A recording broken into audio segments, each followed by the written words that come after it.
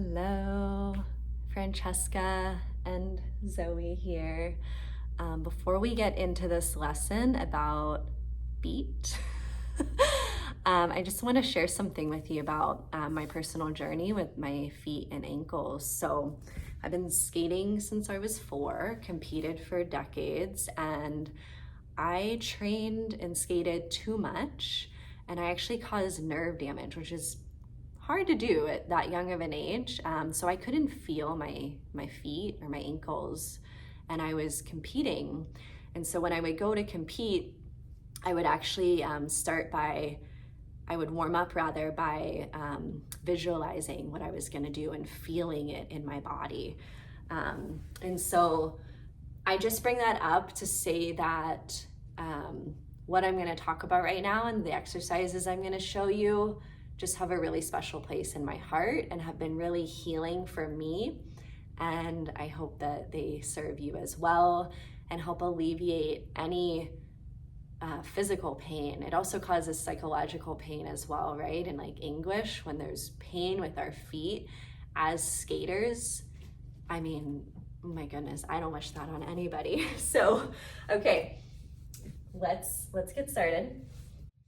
So, you have 2 feet.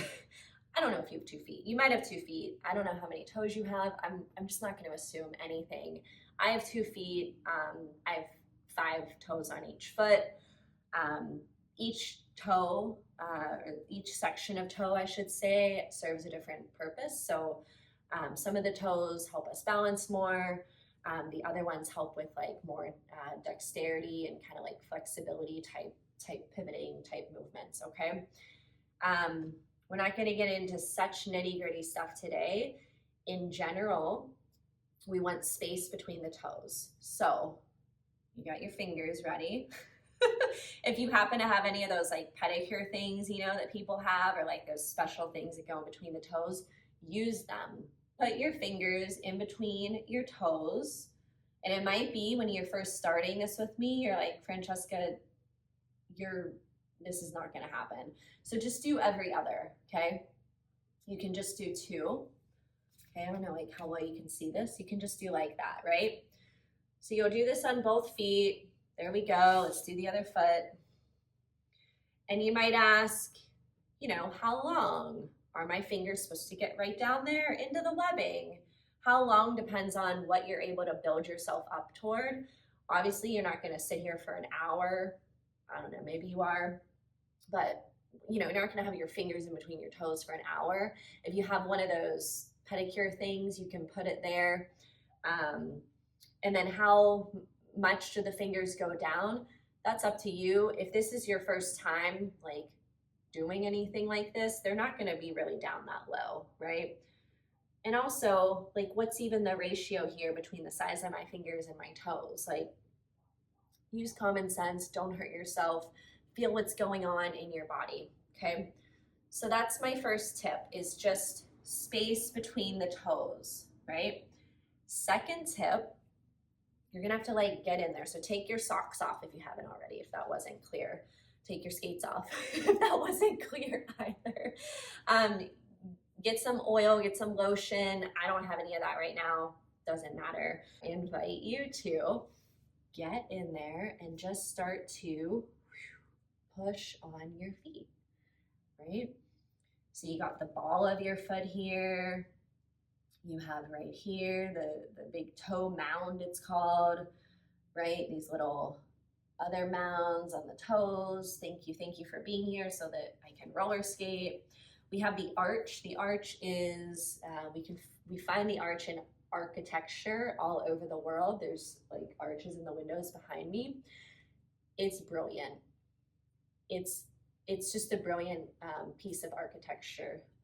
Brilliant way to, I should say, way that the human body has been designed from the ground up. Okay, and then we have the heel. Right, it's a little bit harder. I don't know how dirty my feet are right now. And I just want you to kind of get in there, break up the fascia. So we have muscles, we have tendons, we have ligaments. The ligaments and tendons connect the muscle to the bones. We have dozens of bones in the feet, actually a lot of little tiny bones in the feet. So a lot can kind of go on down there. And then the fascia kind of connects all of that together. And it's just kind of like this random thing. It very much like just kind of goes like this.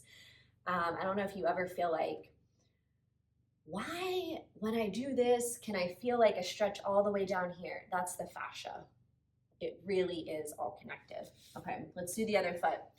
So we got the ball of the foot. And this is important because whether you're taking the skating classes from me or anybody else, you're gonna look at your arch on this side. Some of us have collapsed arches. This is called supination, where if you're standing on your skates or just on your feet, if your foot opens up like this, like if you lean toward the outside of your foot, it's actually called supination. And then it's called pronation if you press on the inside of your feet. So that's going to be really, really, really important when you get to your edges, and I'll reference that when we start to talk about edges, which are my favorite, my specialty. And then let's get into the heel. So just some pressing, some kneading. You can imagine it's like bread. I don't know if I've ever actually kneaded bread, but I imagine that it would kind of be something like this. So, all right. So the next thing I'm gonna do, some of you are gonna love it, some of you aren't gonna love it so much, is, and this is where I will say, these are yoga blocks, because again, I'm in my studio, I have them here. You could just grab like a box or I don't know, something that's like relatively like this size that is gonna be sturdy. If you need a little something under your knees, go ahead and grab that, no problem.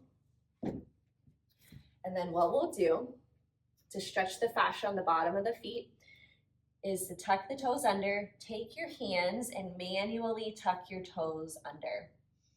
Put a little bit of pressure there. I've been doing this forever, so you might be, don't compare yourself to what my feet are gonna do, okay? Up to you if you just wanna do one at a time. You can obviously do both. Go back there, get the toes untucked. Okay, so the blocks are here so that if you're starting to feel like it's just too much, just take a little bit of weight off, right? You can start to rock your feet side to side. And then some of you, you're gonna maybe walk the blocks in, maybe you sit down, maybe you even don't even need the blocks or the box or whatever it is you have, and you can actually sit here like this, rock from side to side. Okay, so I hope some light bulbs are going off here as to, you know, which stretch and in what capacity might feel supportive for your skating journey. And I'm gonna give you one more. So there's 4 stretches here. All right, when you come out of this one, I will urge you to take care here because you just wanna gently uncurl your toes. Maybe a little bit of like movement up and down, get the blood flow, the circulation back in there.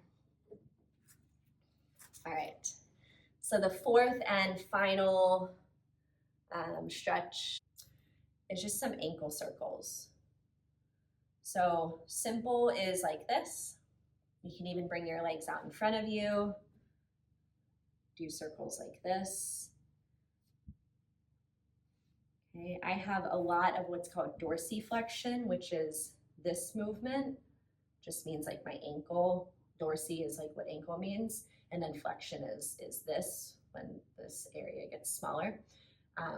So don't worry if yours just goes to that, totally normal. So we're just gonna make circles both directions. Yeah, and then if you wanna take it just in another direction, and maybe combine 2 of the exercises that we've done, you can take your fingers in between your toes. You can kind of hold this leg up like it's a baby. And then manually use your hand to make a circle here with your ankle. Okay, you go both directions, right? You can do this sitting, you can do it lying down, and then we'll do the other foot.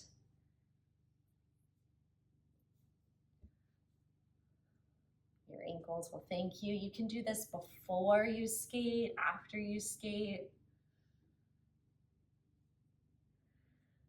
All right, I'm gonna go wash my hands. Take care of yourself. Let me know if you have any questions at all. And thanks for being here.